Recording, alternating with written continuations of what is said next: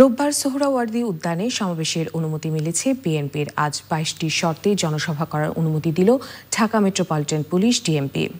সমাবেশ সফলে সরকার ও সরকারি সংস্থাগুলোর সহযোগিতা চেয়েছেন বিএনপির সিনিয়র যুগ্ম মহাসচিব রুহুল কবির রিজভী। আফরোজা হাসির রিপোর্ট। সোহরাওয়ার্দী উদ্যানে রোববার জনসভার অনুমতি নিতে ঢাকা মেট্রোপলিটন পুলিশ কমিশনারের কার্যালয়ে গিয়েছিলেন বিএনপির ২ সদস্যের একটি প্রতিনিধি দল।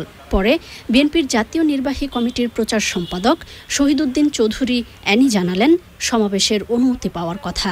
পুলিশ প্রশাসন আমাদেরকে অনুমতি দিয়েছেন আগামীকাল ৩০ তারিখ সোহরাওয়ার্দী উদ্যানে যেন আমরা আমাদের এই গুরুত্বপূর্ণ জনসভাটি করতে পারি। গণতান্ত্রিক যে পরিস্থিতি সেগুলো যেন আমরা লুকাপ্রাণ করি।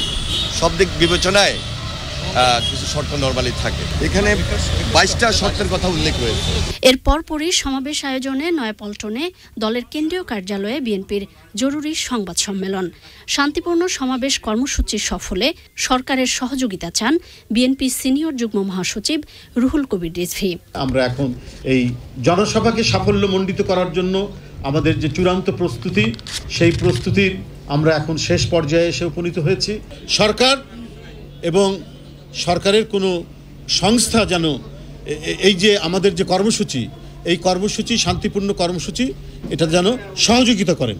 জানান জাতীয় নির্বাচনকে কেন্দ্র করে দেশের রাজনৈতিক পরিস্থিতি ও করণীয় নিয়ে নির্দেশনা আসবে সমাবেশ থেকে। সমাবেশে জাতীয় ঐক্যের নেতারা অংশ নেবেন কিনা এ বিষয়েও কথা বলেন তিনি। আমাদের নেতৃবৃন্দ সেখানে বক্তব্য রাখবেন, চলমান রাজনৈতিক বিষয় এবং পরবর্তী আমাদের করণীয় কি, এসব বিষয়ে তারা কথা বলবেন। যেটা বিএনপির জনসভা এবং সেখানে কারা আমন্ত্রিত হবেন না হবেন সেটা আমাদের সিনিয়র নেতৃবৃন্দ পরবর্তীতে ঠিক করবেন, আপনারা তখনই জানতে পারবেন। সংবাদ সম্মেলনে খালেদা জিয়ার মুক্তি ও সংসদ ভেঙে নির্দলীয় সরকারের অধীনে নির্বাচনের দাবি জানান রুহুল কবির রিজভী। আফরোজা হাসি, চ্যানেল আই, ঢাকা।